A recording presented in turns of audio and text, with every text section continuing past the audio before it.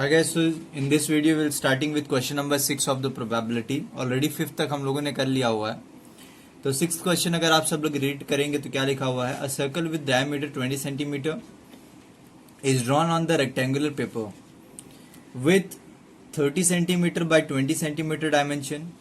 If a small cube is dropped on the paper and assuming that it falls on the paper, what is the probability that it will fall inside the circle and outside the circle? दो question दिया हुआ है, तो आपको सबसे पहले मैं question को समझा देता हूँ. क्वेश्चन है क्या एग्जैक्टली, ठीक है. समझिए कि suppose there is a rectangle,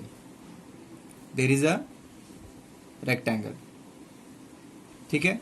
इस रेक्टेंगल का डायमेंशन क्या है, इधर से 30 सेंटीमीटर और ये जो ब्रेथ है इसका कितना है, 20 सेंटीमीटर है. तो आपको मैंने ऑलरेडी 9th स्टैंडर्ड में हम लोग ने ये चैप्टर ये क्वेश्चन किया हुआ था. ऐसा क्वेश्चन एक किसमें किया हुआ था, ये चैप्टर हमने किया था वॉल्यूम सरफेस एरिया में किया था. अगर वॉल्यूम सरफेस एरिया था तो उसमें क्या होगा, नहीं तो सिर्फ एरिया वाला चैप्टर कोई रहा होगा तो उसमें हमने क्या रहेगा, ठीक है.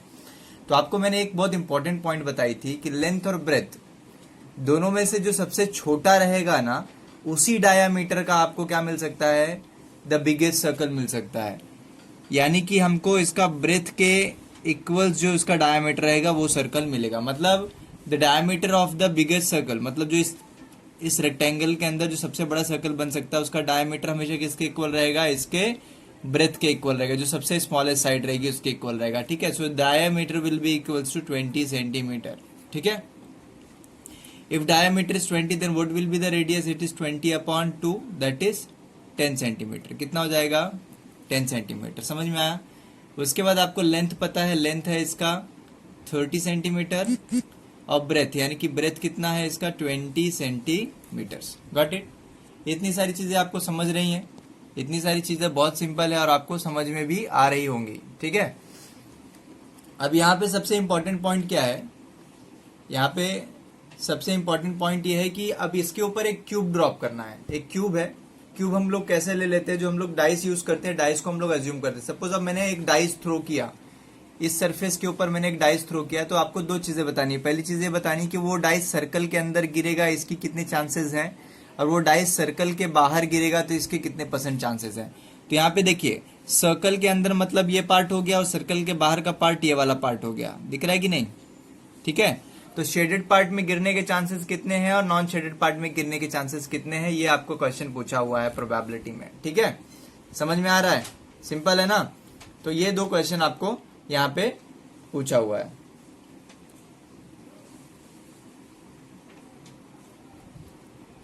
तो यहां पे आप सबसे पहले क्या करेंगे, probability of dice that it will fall inside the circle. इसको निकालने के लिए किसी का प्रोबेबिलिटी निकालना होता है तो उसका हमको क्या निकालना पड़ता है, सैंपल स्पेस निकालना पड़ता है. तो यहाँ पे सैंपल स्पेस क्या रहेगा, पूरा रेक्टेंगल रहेगा. सैंपल स्पेस यहाँ पे रहेगा. तो सबसे पहले आपको निकालना पड़ेगा एरिया ऑफ रेक्टेंगल. क्या निकालना पड़ेगा, एरिया ऑफ रेक्टेंगल. कितने लोग को पता है what is area of rectangle का formula, it is length into breadth. तो दैट इज 30 इंटू 20. कितना होगा 30 इंटू 20, 600 सेंटीमीटर स्क्वायर. समझ में आया. इसके बाद आपको किसका निकालना पड़ेगा, सर्कल का निकालना पड़ेगा. So area of circle, what is area of circle, pi r square. So it is pi का value 22/7. Why I am taking 22/7? लिख सकते हैं क्या 22/7? नहीं, हम लोग 22/7 नहीं लिख सकते, बिकॉज मैंने आपको एक शॉर्टकट बताया था. If r is a multiple of 7 तो आपको क्या लिखना है, 22/7 लिखना. But if r is multiple of 10 यानी कि 10, 100, 1000, तो हमको हमेशा क्या यूज करना है, 3.14 यूज करना है. क्या यूज करना है, 3.14. और रेडियस कितना है, 10 है, तो 10 इंटू 10. Got it. तो ये पूरा सॉल्व करेंगे, आप सॉल्व करेंगे तो क्या हो जाएगा, 3.14 इंटू 100, और आगे फर्दर सॉल्व करेंगे तो कितना आ जाएगा, 314. अब अपने पास क्या क्या है, पूरे रेक्टेंगल का एरिया है जिसको हम लोग सैंपल स्पेस बोलेंगे. सर्कल का एरिया है जो पहला कंडीशन है जिसको हम लोग नॉन शेडेड पार्ट बोलेंगे. और एक दूसरा पार्ट निकालना है which is the shaded part outside the circle. तो हम लोग यहाँ पे इसको लिख देते हैं शेडेड पार्ट, ठीक है. तो शेडेड पार्ट या फिर आउटसाइड द सर्कल भी आप लिख सकते हैं इसको. तो शेडेड पार्ट के लिए अगर शेडेड पार्ट आप कब लिख सकते हैं, जब आप ये डायग्राम वहां पे बनाएंगे तब लिखेंगे, ठीक है. नहीं तो आप क्या लिखेंगे, आउटसाइड द सर्कल. क्या लिखेंगे, outside the circle.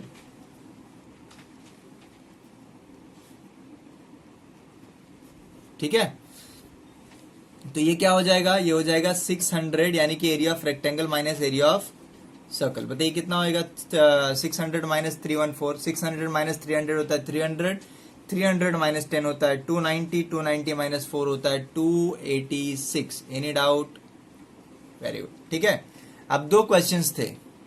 When it fall inside the circle, पहला क्वेश्चन था probability of falling inside the circle.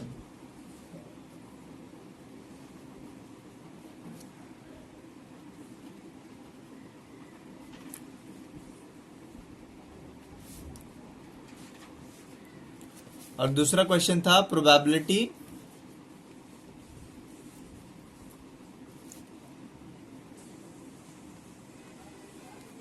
Of falling outside circle.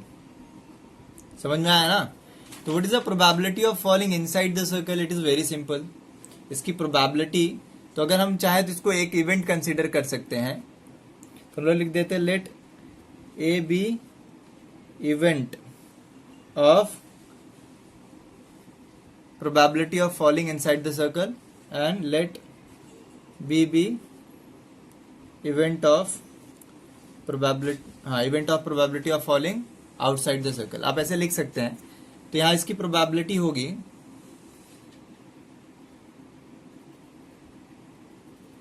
P of A will be equals to, ठीक है, P of A will be is equals to what? P of A will be equals to, यहाँ पे देखिए ये जो है ये N of S है, यहाँ पे हम लोग N of S लिखेंगे 600, ठीक है, यहाँ पे N of A लिखेंगे 314 और ये है N of B, this is 286। अभी फॉर्मूला आपको ये समझाने के लिए मैंने बताया, बहुत सिंपल है। P of A कितना हो जाएगा? P of A हो जाएगा N of A upon N of S। N of A कितना था आप देखिए ध्यान से, N of A है 314, कितना है 314, और N of S कितना है 600 है, तो 314 अपॉन 600। इसको सिंप्लीफाई कर लोगे आपको आंसर मिल जाएगा। ठीक है, तो सिंप्लीफाई करिए, यहाँ पे क्या हो जाएगा, 2 के टेबल से कैंसिल करते तो यहाँ पे आ जाएगा 300 नीचे, और ऊपर कितना आ जाएगा, व्हाट इज हाफ ऑफ 314? 157। कितना होता है 157। ठीक है, इसको और चांसेस है कुछ कैंसिल करने के लिए, तो hopefully 157 is a prime number, तो हम लोग इसको शायद कैंसिल अभी आगे नहीं कर सकते हैं। तो यहाँ तक हो गया, तो ये इसका फाइनल आंसर हो गया। समझ में आया? सिमिलरली आपको P ऑफ B निकालना है, so what will B P of B? P of B होएगा N of B upon N of S। What is N of B? N of B आपका जो है वह है 286, और ये कितना है 600 है, कितना है ये, N ऑफ S है 600। अब इसको डिवाइड कर लीजिए, 2 के टेबल्स कैंसिल करते हैं, 2 1 जा 2, 2 4 जा 8, 2 3 जा 6 अपॉन 300।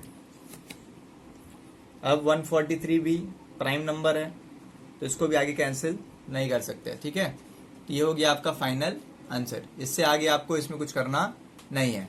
तो what is the probability of cube falling inside the circle? It is 157 upon 300। And what is the probability of falling of cube in outside the circle is 143 upon 300। समझ में आया? तो 157 अपॉन 300 है, ये 143 अपॉन 300। ये हो गया क्वेश्चन नंबर 6 कंप्लीट। समझ में आया? बहुत सिंपल है। ठीक है, यहाँ पे क्वेश्चन 6 में यहाँ पे देखिए दिया भी है कि पाई का वैल्यू आपको 3.14 यूज करना है, बट मैंने जो लॉजिक बताया वो सबसे इंपॉर्टेंट लॉजिक है, बहुत अच्छे से काम करता है। ठीक है, वो लॉजिक ये याद रखना है कि अगर रेडियस आपका 7 का मल्टीपल है, मतलब 7 की टेबल में आपका रेडियस आता है, तो आपको क्या यूज करना है 22/7, और अगर रेडियस जो है वो 10 का मल्टीपल है, यानी कि 10, 100, 1000 ऐसा कुछ है, तो 3.14 यूज किया करो, तो इजीली सॉल्व हो जाता है। समझ में आया बात? Simple. Okay, now will go for next question which is question number 7। ठीक है, हम लोग अब 7th क्वेश्चन करेंगे। कल हम लोग ने ये क्वेश्चन ट्राई किया था करने का, बट हमसे जो है वो नेटवर्क इशू होने की वजह से हो नहीं पा रहा था, तो अभी हम लोग क्वेश्चन नंबर 7 करेंगे। ठीक है, तो क्वेश्चन नंबर 7 आप एकदम अच्छे से केयरफुली देखो क्वेश्चन नंबर 7 क्या है। पहले तो आप लोग अपनी टेक्स्ट बुक निकाल के इसको रीड कर लो। ठीक है, so question number 7 is find the probability that the month of February में have 5 Tuesdays in leap year. ये क्वेश्चन थोड़ा सा अलग है, इसको हम लोग बाद में कवर करेंगे, तो क्योंकि ये थोड़ा सा अलग इसलिए कि इसको इसके बारे में इसका मैंने आपको सैंपल स्पेस नहीं बताया, इसको सैंपल स्पेस आपको बात पहले बताऊंगा, फिर मैं आपको इसका कवर करके बताऊंगा, ठीक है। तो हम लोग सीधा चलते हैं क्वेश्चन नंबर 9 पे। 7 और 8 दोनों एक ही जैसा है, ठीक है। हम लोग डायरेक्टली कहाँ पे चलते हैं, क्वेश्चन नंबर 9 पे चलते हैं, ठीक है। क्वेश्चन नंबर 9, क्वेश्चन नंबर 7 और 8 सेम है। पहले आपको इसका सैंपल स्पेस नेक्स्ट वीडियो में बताऊंगा, सैंपल स्पेस कैसे इसका निकालते हैं, उसके बाद फिर हम लोग इसको कवर कर लेंगे, ठीक है। तो क्वेश्चन नंबर 9 में बोला if 2 digit number are made with 379, क्या बोला है, if 2 digit number are made with 379, देखिए 379, इनसे आपको 2 डिजिट नंबर बनाना है। तो आप कितने 2 डिजिट नंबर बना सकते हो, पहले आपको वो करना पड़ेगा, ठीक है। तो कैसे करते हैं, देखिए बहुत सिंपल है, ये और ये एक साथ, तो कितना हो गया 37, फिर ये और ये कितना हो गया 39 हुआ। अब क्वेश्चन आता है कि उनका रेपिटेशन पॉसिबल है कि नहीं। रिपीटेशन अगर पॉसिबल है या नहीं है वो बहुत इंपॉर्टेंट होता है। यहाँ पे लिखा हुआ है a digit can be repeated, क्या लिखा है, if a 2 digit number are made with 379 a digit can be repeated, what is the probability that the number is greater than 17, a prime number, a multiple of 3, ठीक है। तो यहाँ पे बोला हुआ है कि the digit can be repeated, if digit can be repeated then it can be written like this 33, 77 and 99, any problem, no. तो ये हो गए। अब इसको करने का तरीका समझा आपको मैंने, 2 डिजिट नंबर कैसे फॉर्म करते हैं, पहले वाले से दूसरे के साथ पहला, फिर फर्स्ट वाले से लास्ट वाले के साथ, और उसके बाद किसका, सबका रिपीट, और फिर यहां से यहां तक 79, ठीक है, 79, ठीक है।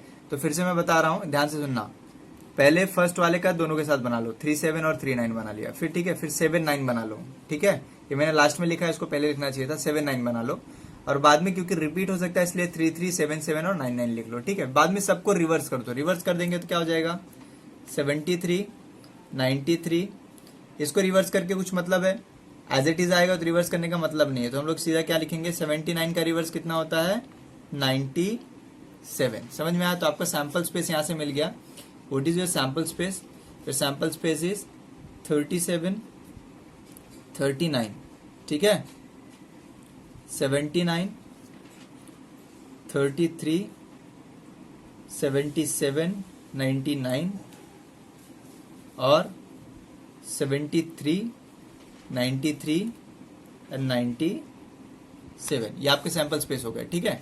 अब इसमें कितने एलिमेंट्स है वो लिख लेंगे पहले हम लोग। तो कितने एलिमेंट्स है, 1 2 3 4 5 6 7 8 9 एलिमेंट्स आर देयर। तो हमने क्या लिख लिया, 9 एलिमेंट्स आर देयर। अब क्वेश्चन समझिए कि क्वेश्चन क्या क्या बोला हुआ है। तो first question, your first question is बोला हुआ है greater than 70, what are the numbers which are greater than 70, how many numbers are there. तो यहाँ पे हम लोग सबसे पहले लिखेंगे लेट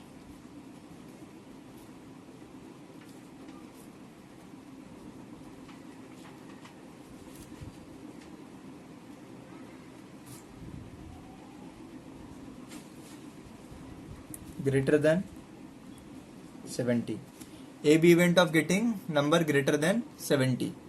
तो ए के अंदर हमारे पास कौन कौन से नंबर्स आ सकते हैं, आप बताओ। 70 से बड़े कौन कौन से नंबर है, देखो एक ये बड़ा है, और कौन सा बड़ा है 70 से, ये वाला भी बड़ा है, ये भी बड़ा है, ये भी बड़ा है, ये भी है, ये भी ग्रेटर है, ठीक है। तो हमारे पास क्या क्या नंबर्स हो गए, हमारे पास नंबर हो गया 79, 77, 99, 73, 93 and 97। How many numbers are there, कितने हैं ये लोग, 1 2 3 4 5 6, कितने 6। तो what is the probability of this, तो P of A will be equals to N of A upon N of S। तो कितना हो जाएगा 6 अपॉन 9, कैंसिलेशन करेंगे तो 3 2 जा 6 और 3 3 जा 9, ठीक है। What is the probability for this is 2 upon 3। समझ में आया ना, सिंपल है। इसके आगे आ जाते हैं।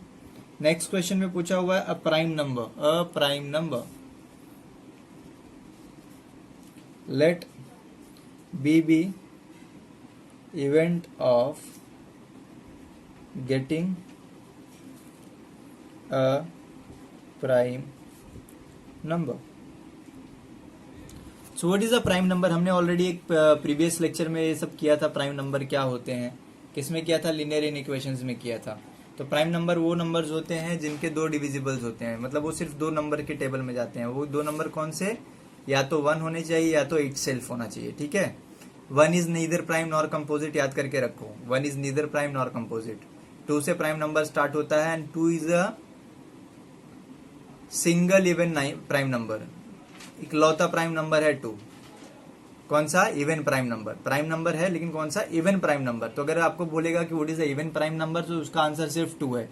पूरे के पूरे नंबर सिस्टम में कहीं पे भी आपको इवन प्राइम नंबर नहीं मिलेगा। प्राइम नंबर्स तो मिलेंगे बट इवन प्राइम नंबर नहीं मिलेगा, ठीक है। तो यहाँ पे क्वेश्चन में पूछा है let B the event of getting a prime number. तो यहाँ पे आप जो क्वेश्चन देख सकते हैं, तो क्वेश्चन में आप देख के बताइए मुझको कौन कौन से यहाँ पे प्राइम नंबर हो सकते हैं, ठीक है, सैंपल स्पेस में। तो मुझको तो दिख रहा है, देखो 37 it is a prime number. 39 नहीं है। 79 का देखिए, 79 हो सकता है क्या? देखो कैंसिलेशन करके देखो, पॉसिबिलिटीज आती है कुछ। तो 3 का टेबल से इफ यू कैंसिल इट, तो 3 2 6, 3 2 6, ये भी हो सकता है, हम लोग ले सकते हैं 79 को भी। 33 77 तो आने से रहा, 99 तो आने से रहा, 73 yes there are chances 73 is also prime number। 93 is not possible। 97 3 3s are 9, 97 is also prime number, ठीक है, समझ रहा है ना। तो यहाँ पे क्या क्या हो जाएगा? B is the event of getting prime number। तो कौन कौन से मैंने किए? 37 79 73 and 97। So how many prime numbers are there? 1 2 3 4। So what is P of B? N of B upon N of S, which is 4 upon 6, which is 2 upon 3। Any problem? No, sorry, 4 upon 9 होगा। तो this is the final answer, this is the final answer, 4 upon 9, because sample space is 9, I forgot it, okay। तो 4 upon 9 is the final answer। इसके बाद हम लोग आ जाते हैं third part पे। अब इसका जो थर्ड पार्ट है वो बहुत इंपॉर्टेंट है। थर्ड पार्ट में क्वेश्चन में क्या लिखा हुआ है? थर्ड पार्ट में इट इज रिटन कि अ मल्टीपल ऑफ 3, आपको अब जो क्वेश्चन चाहिए वो मल्टीपल ऑफ 3 होना चाहिए। तो let C be event of getting multiple of 3, getting a number multiple of 3, ठीक है। तो C be the event of getting a number which is multiple of 3 का मल्टीपल कौन कौन सा नंबर है बता सकते हो क्या देख के? चलो बोलो कौन कौन से मल्टीपल है। देखो ये 3 का टेबल में जाएगा, ठीक है। उसके बाद ये 3 का मल्टीपल है, और उसके बाद ये 3 का मल्टीपल, और फिर ये 3 का मल्टीपल। ये सब 3 के टेबल से कैंसिल हो सकते हैं। तो what is the answer? What is your answer? Answer will be 39 33 99 and 93। so how many numbers are there? 1 2 3 4, again 4 दिख रहा है ना। तो what is P of C? N of C upon N of S, which is 4 upon 9। there is no chance of cancellation। पहले भी ऐसे ही आया था 4 upon 9। तो ये हो गया इसका फाइनल आंसर। समझ में आया? तो हमने क्वेश्चन नंबर 9 कवर कर लिया है, ठीक है। अब हम लोग चलेंगे नेक्स्ट क्वेश्चन पे, दैट इज क्वेश्चन नंबर 10, ठीक है। तो हमारे अभी 2 क्वेश्चंस कवर हो गए, क्वेश्चन नंबर 6 और 9। 7 और 8 हमने किस लिए रखा हुआ है, उसको सैंपल स्पेस पहले हम लोग समझेंगे, फिर उसके बाद हम लोग उसको सॉल्व करेंगे, ठीक है। हाँ, लीप ईयर का और उसका बताना पड़ेगा आपको, क्योंकि वो थोड़ा सा डिफरेंट है। तो क्वेश्चन नंबर 10, अभी हम लोग टाइप वाइज क्वेश्चंस कर रहे हैं। हम लोग ऐसा नहीं कर सकते हैं कि कुछ भी इन बिटवीन दूसरे टाइप का सम लाएंगे तो फिर आपको समझेगा भी नहीं, ठीक है। क्वेश्चन नंबर 10 पे आ जाते हैं। फिर से 2 कॉइन्स का क्वेश्चन आ गया। When 2 coins are tossed together, what is the probability of getting different faces on the coins? ठीक है।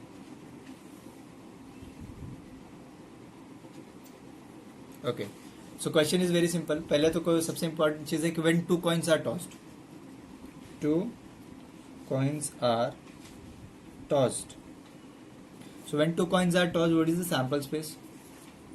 बोलो। हेड हेड आ सकता है, हेड टेल आ सकता है, टेल हेड आ सकता है, और टी टी आ सकता है, बराबर। अब बहुत ही इनका सिंपल सा क्वेश्चन है, आपको समझेगा, बहुत बहुत ही आसान है एकदम, ठीक है। एकदम छोटा सा क्वेश्चन है। वो ये है कि what is the probability of getting different face on both the coins. तो आप देख सकते हैं यहाँ पे सेम फेस है, यहाँ पे सेम फेस है, तो डिफरेंट फेस आने के चांसेस खाली 2 में है। तो यहाँ पे हम लोग लिख सकते हैं